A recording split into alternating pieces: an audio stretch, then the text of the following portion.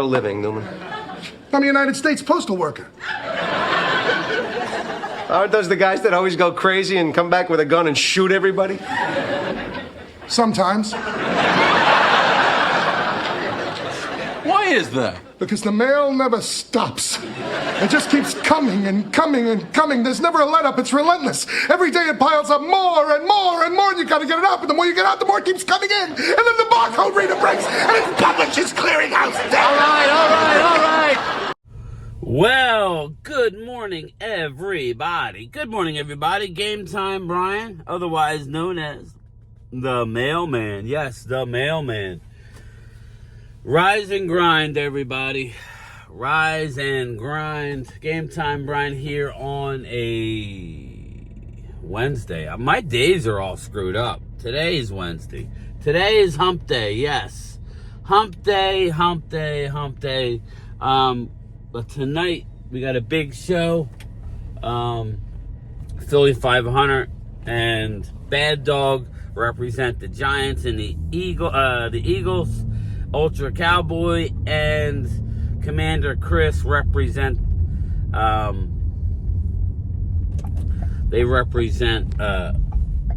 Cowboys and the Commanders.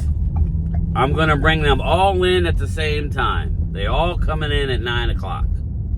So then from there I have a few people who have reached out to me that I'll bring in later after we get through with each other. So stay tuned. 9 o'clock Eastern, we will bring them on. Me and Phil will probably go on about 8:45 for about 15 minutes before we let them in. And then we'll go from there. Should be fun. So I'm looking forward to it. So everybody is panicking last night. Again, we were live streaming, getting the updates. They supposedly didn't play well on the lines. And, everybody, Ed Werder and the Doomsday podcast, they're all saying the same thing. They did not play well. So, meaning the up front. This is what we've been talking about. Dallas Cowboys were last in rushing last year, and they were last in rushing touchdowns.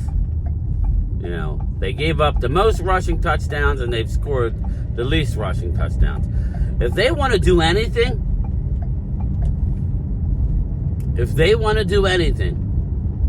then they're going to have to be able to run the football short yardage, and they're going to have to stop the run. Now, Tyler Smith was not there last night. Tyler Guyton was not there last night. So you got that. On the defense, Mozzie Smith was there limited. Not that it's a huge deal, but Mozzie was there limited. And no Micah Parsons, obviously. There were some bright spots. Some of the bright spots that I saw were, I would say, the wide receivers like we knew. They're deep. They're 5 strong between CeeDee Lamb and you got CeeDee Lamb. You got George Pickens. Sorry, I haven't had any coffee yet. George Pickens, Kevontae Turpin was all over the place. He got laid out, though. He got laid out good.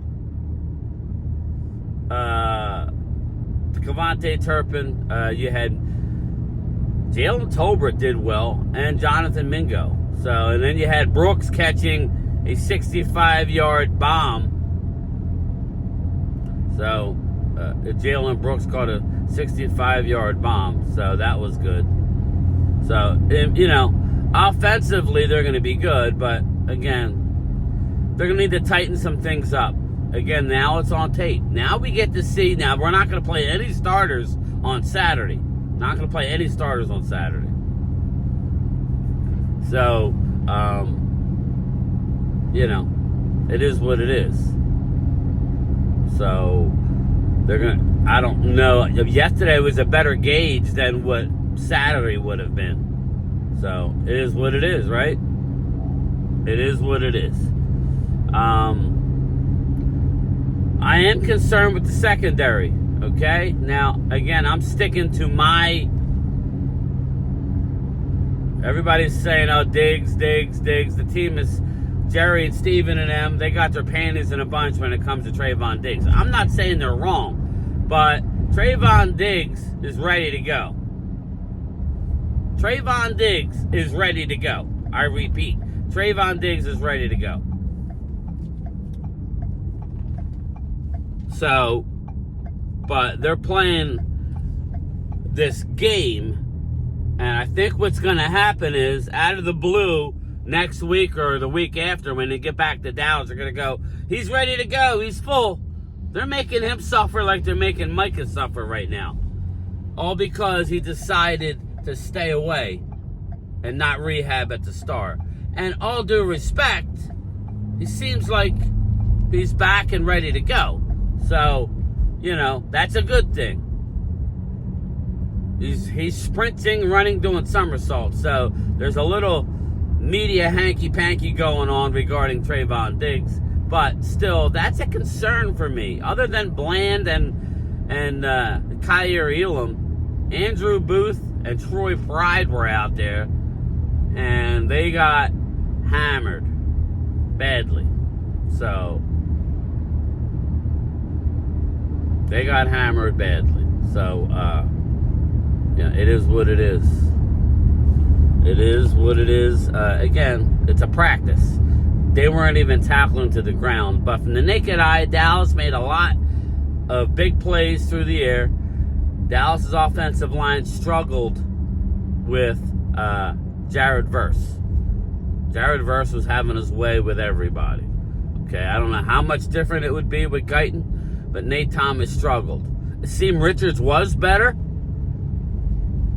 with the limited reps that he had against Verse, because they were trying to stick 1 versus 1s and 2s versus 2s. But still, you know, that's a concern, right? Now, again, Jared Verse is arguably the best rusher in the league. So, now, what they did do last night was stop the run pretty well. They did. Was it perfect? No, but they did a pretty good job. Like everything else with Dallas, everything is overblown and blown out of proportion. Ultra Cowboy did bring up that in the Super Bowl year where the Eagles lost to the Chiefs, they had a horrible preseason. Jalen Hurts had a horrible preseason. Yet they were, you know, they couldn't stop anybody. But yet they went on to the Super Bowl. So, again, you know, not to say we're going to the Super Bowl, but let's not say that based off of one joint practice that it's all going to fail. I don't see it, just based on what happened last year. We didn't lose anybody for the season yet. That's a good thing, you know. That's a big thing, you know. Having guys available is real big. Another plus, Jadon Blue looked good. But Jadon Blue and Javonte Williams. Again, the running game as a whole wasn't great early on when the ones were out there.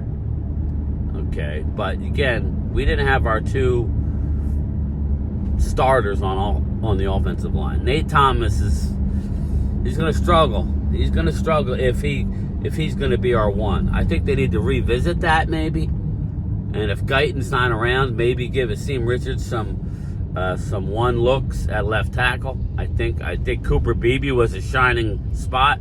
Booker, I couldn't tell too much, so I don't know if that's good or bad. But Tyler Booker, I could not tell as much. So, you know, I could not tell as much. So, you know, not real sure. Yeah, I'm not going to lie about it. Brock Coffin, I saw Brock Coffin playing left guard. Again, it's very hard in watching a practice where you can't tackle to the ground. We'll learn more about a lot of the backups. We're not going to see our starters. I think that Tyler Booker needs to play on Saturday night. I don't know that he will, so stay tuned on that. But enough about the scrimmage. We talked about it enough last night. joint practice. It is what it is. Again, we're hearing that Stephon Gilmore is heading to Dallas. I don't know if that's just rumors coming from the inside. They're just chattering. Again, what does that do? Well, that makes me feel a little bit better than having Troy Pride and Andrew Booth. That's where, you know, you go into a game and there's one injury. That's a serious problem, you know. So they need to bring in a veteran, whether it's Gilmore or somebody else. We're also hearing that the Deron Bland deal is close. I expect a deal done, at least one deal done before Micah is signed. Now, I'm going to end with Jerry Jones. Again, I don't appreciate what's happening and how he's handling it. He knows he's got a sensitive player on his hands. He knows he does. Yet, he still doubles down on what he's saying. I just think he would just, I think he would be better served to say no comment. I really do. Jerry seems to have an attitude, and I would say, whether you agree with my stance or not, I'm going to say it. I think Jerry doesn't have the patience for it anymore. Steven seems to have the patience, whether he pays him or not. That's besides the point. You want to have all this media availability, then you want to get a little, like, all your panties in a bunch regarding, regarding asking questions about Micah. Again, this is what you brought on, okay, by having a statement and welcoming all the media every day, okay? We all know that they're not trading Micah. He may not make a game one, but I don't think Mike is holding out. So Mike is going to then he's going to turn it back onto the team. So if I'm Micah's agent, I will be like, you know. Now here's the deal, though. I'm kind of thinking out loud. You know, I don't know the Joneses that well to know what will work and what won't work. You know, that's the thing. I don't know the Joneses that well. So it'll be interesting. That I know. It'll be interesting because Dallas Cowboys are a frustrating situation. You know, it is. It's just, at least Mike is wearing his jersey. You know what I'm saying? At least Mike is wearing his damn jersey. So, again, I don't know what the answer is, everybody. I don't know if he'll be in. It got ugly quick. It really did get ugly quick. Sorry, my camera keeps falling. It got ugly real quick. It's kind of ridiculous, to be honest with you. So, but all right. I don't know. I may have a lunchtime chat today. I may not. I'm not positive. I may have a lunchtime chat. But either way, I will talk to everybody later. Let me park here.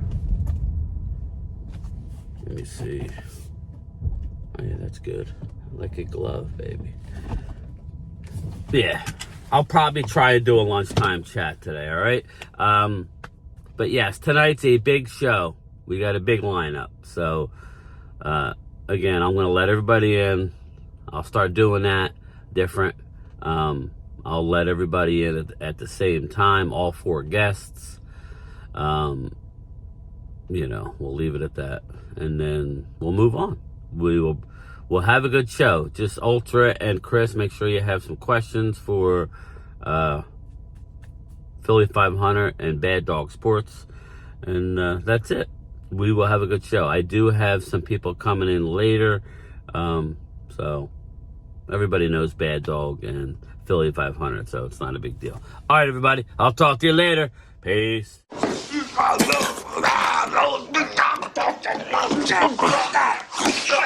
It's just a lot easier if you just lay back. He's resisting me. Pills. Okay. Pills are good. Pills are good. How you go, big guy? Better? You want some ketchup and mustard?